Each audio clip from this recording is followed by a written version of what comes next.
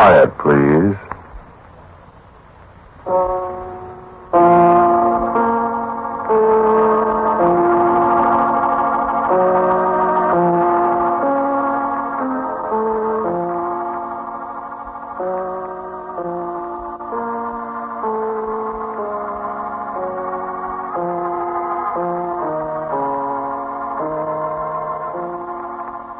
The American Broadcasting Company presents Quiet, Please, which is written and directed by Willis Cooper, and which features Ernest Chappell.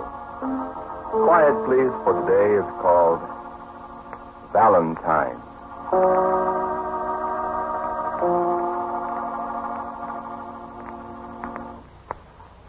The little towns. I never see them anymore. Pekin, Delavan, Bloomington, Galesburg, Lewiston. All the little towns above the river with the cobblestones going down to the steamboat landings. The little towns under the hills and the shocks of corn standing lonely and snow-covered. Like the teepees of old Shabona's people, the good Indians that saved so many white men's lives in the old days. There's a red brick Baptist church, I remember. And a courthouse with tall limestone pillars. And a portico that looks like a disreputable ancient Greek temple. And I can only think of them and remember them. For I never go far away from here.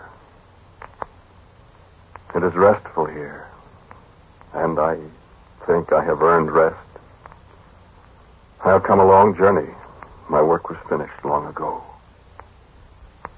So I rest. And sometimes, in the night, I walk for a while and remember.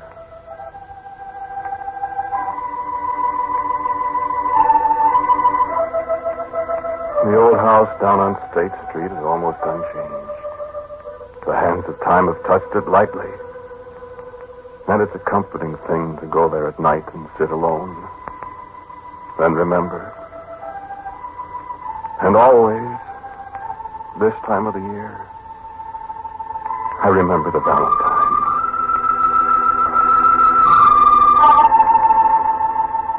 So long ago. The little houses along the road in the ravine that goes down to the Sangamon. And now, in early February, the ground is soft and damp with the melting snow. And the watery sun shines down on the eager young trees. And there's a promise of spring in the first February thaw. And the frogs are stirring deep in the cold mud under the spongy earth. And the ghosts in the old graveyard smile at the first obscure signs of spring. I remember the mean little houses. The store and the post office. And the drafty houses where the people lived. And I remember the muddy road up from Vandalia. And the high-wheeled buggies mired down in the low places. And the long flat roads across the prairie where the grass grew from horizon to horizon. And the groves of trees were small, genial islands in a sea of undulating green. I hear her voice in the nighttime. And it is a far, far sound. Though I wake and hear it so many, many times. I have many bitter memories and a few happy ones. I wonder what the world would think of the memories that come most often to haunt me among the echoing corridors under the ancient oaks. I dream of battles, they think. I dream of a victory won and the acclaim of men. Do they think I've forgotten the long, sweet days of my young manhood? And the first, almost forgotten love that once I knew and cherished? Do they think I have forgotten the grief, the loneliness, the despair, the first of my, oh, so many sorrows? Valentine still exists. It is still to be seen and touched. And if you ever look upon it, I hope you will remember me. For only I remember her. Remember me, and shed a tear, perhaps, for lost loveliness. I was gone away from her. They sent me away. And I was a little proud in my new clothes and with my parcel of books on the desk beside me. And the brave speeches I should make were fermenting in my mind and crowding out all thoughts, even thoughts of her. A boy of 25 sitting in the General Assembly, speaking gravely of laws and the affairs of the people, and not remembering my own. And back at home, a girl, longing for an absent lover, remembering promises, and waiting and waiting and waiting. In the store of a dark January morning. I haven't had any word from him for ever so long, but he's so busy. And they take so much of his time, you know. Maybe there'll be a letter tomorrow. Jack Armstrong had a letter from him last week, Annie. He wasn't too busy to write to Jack. Oh. Well, the Armstrongs are his oldest friends, you know. Sure seems strange he don't write to you. He's busy. A lot of pretty girls down there in Vandalia, I hear tell. But never a girl in Vandalia to make me turn my solemn head. I was full of the thrill of helping to make the laws that my people were to live by. And I was fascinated by the strutting politicians in their tall hats. And I made great argument with them in the long tavern nights. And I put off the letters till tomorrow. And tomorrow and tomorrow. I expect a letter any day now. Or maybe he'll be coming home again soon. Figured you'd be looking around a little, Annie, for yourself. Think maybe he might have give you the mitten. Oh, no, Aunt Hannah. He'd never do that to me. Well, I sure hope he ain't, Annie. You just keep up your spirits, and a day'll come. A day'll come, I always say. Have you wrote him a letter? Why, I write him nearly every day. I'll be hearing from him any day. Just like you said. Tomorrow I'll write, I said. Tomorrow. And I sat in my lonely room, and I remembered the hillside in the summertime, and the haze of the heat lying heavy on the low hills beyond the curves of the Sangamon.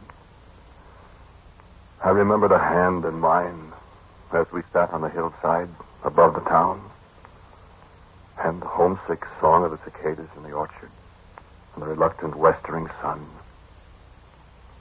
I remembered what I had said to her on that long summer afternoon. And alone in my mean little room, I wept to remember. But I did not write. And today, after all the years, I weep again, remembering.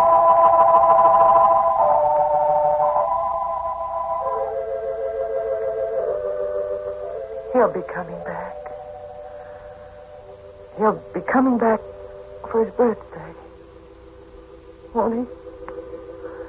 Why, the session's over now, and he'll be coming back from Vandalia on a tall horse, and there isn't a thing that'll hold him back from me. I know he'll be back home for his birthday.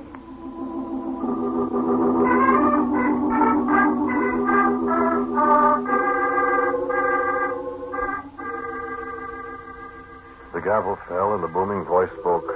I do now declare this General Assembly adjourned. And I took horse for home. And now my heart was heavy with doubt.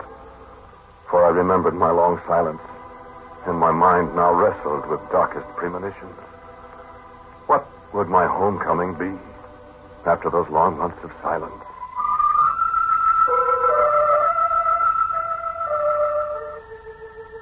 Yes, I loved her. Must you ask? Can you remember back to the days when you were 25? Can you remember what little thing can make a lover's reuniting or break it? Can you remember the little tenderness a recreant lover might bring to his dear one?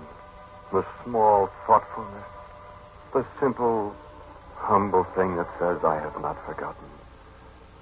And there brings the happy smile that banishes doubt and wipes away the memory of unwritten words. And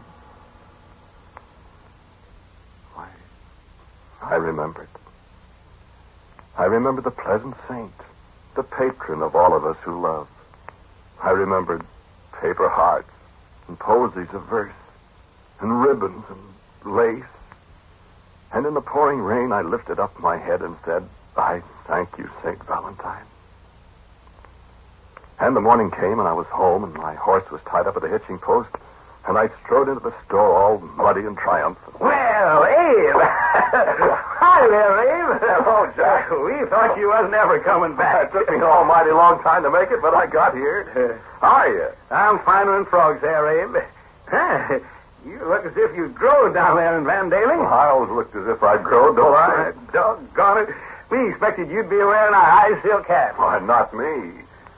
Say, have you seen Ann this morning, Office? Not since yesterday. No? How is she? Kind of peaked, Abe. Ain't she sick? No. Just on account of you not writing any letters to her. I'm sorry about that. You better be. How's everything around home, Office? Miss you. I miss you all. How's business? Well, we get by. You had your breakfast yet? No, I just got here. I can get breakfast later.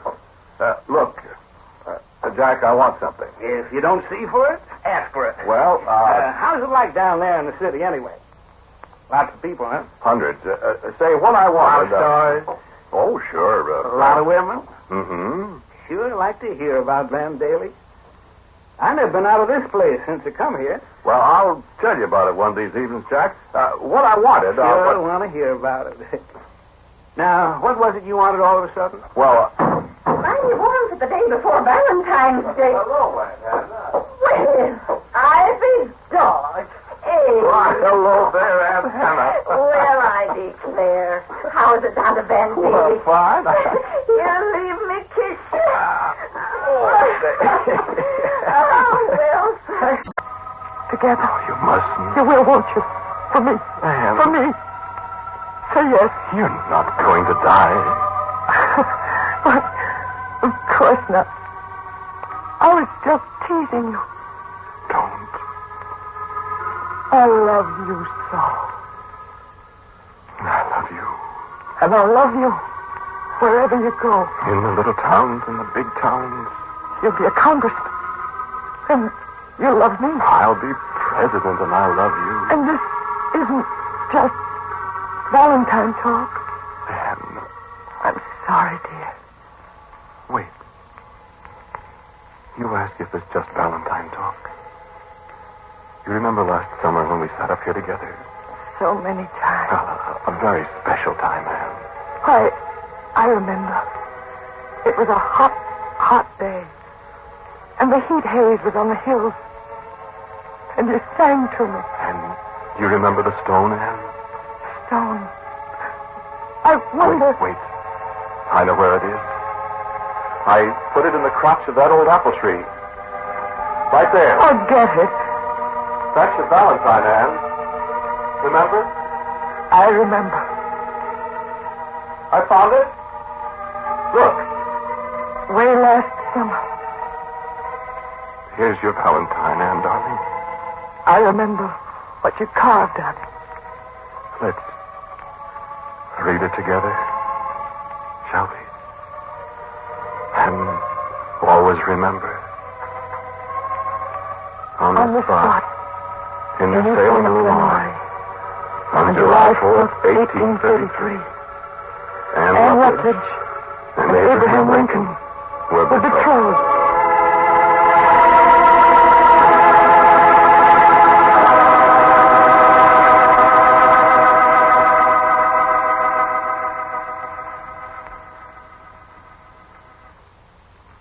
And the cold winds howl tonight in Oak Ridge, around the tall monument. Gently they touch the outlines of a little mound in the graveyard above the Sangamon. And only the stone Valentine, remains to testify to our love.